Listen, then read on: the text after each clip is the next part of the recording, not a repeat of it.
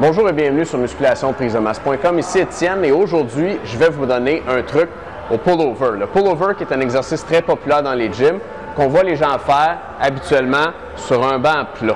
On voit aussi des gens faire le pull-over en travers du banc et on dit que cette façon-là de faire étire la cage thoracique frais, grossir ou prendre de l'expansion à la cage thoracique.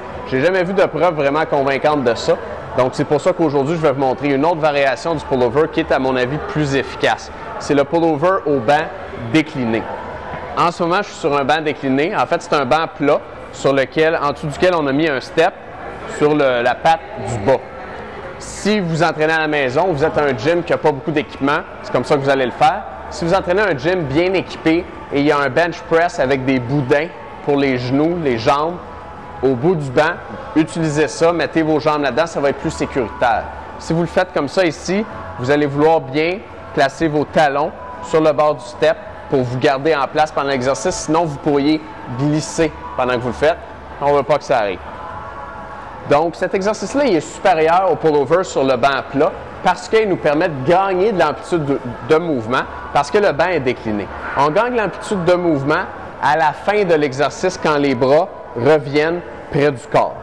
Dans un pull-over sur le plat, j'ai les bras ici qui sont perpendiculaires à mon corps à la fin du mouvement et là, je n'ai plus de tension. Je vais vous le montrer dans un instant. Mais là, comme je suis décliné, je vais avoir encore de la tension parce que si je gardais les bras à la même place, je me retrouverais comme ça. Vous allez voir commencer dans un instant.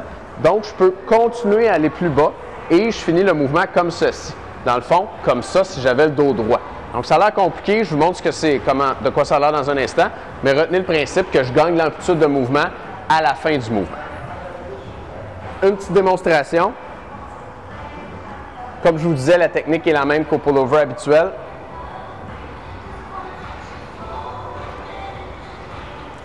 Alors, le mouvement commence et se termine comme ceci au-dessus de ma tête. Vous voyez que comme je suis décliné, mes bras ici ne sont pas perpendiculaires à mon corps. Ils sont en fait un peu ramenés vers on pourrait dire vers mon ventre ou vers mon bassin.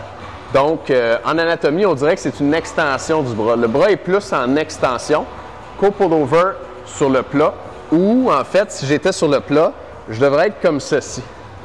Donc, là, mes bras sont vraiment perpendiculaires et j'ai déjà de la tension sur mes bras, ce qui ne serait pas le cas si j'étais sur un banc plat.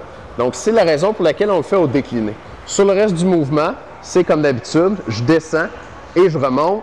Ça, c'est la position où je n'aurai plus de tension sur le plat. Je peux continuer jusqu'ici parce que je suis sur le banc décliné. Je le fais une autre fois, je descends et je remonte et à la fin de l'exercice, je gagne de l'amplitude parce que je suis sur le décliné. Donc, les gars, ça, c'était notre truc aujourd'hui pour le pull-over. Les membres, on a un deuxième truc pour le pull-over. Allez voir ça en bas de la page ici. Mettez votre mot de passe là-dessus avant que je m'échappe l'haltère sur moi. On se voit dans un instant.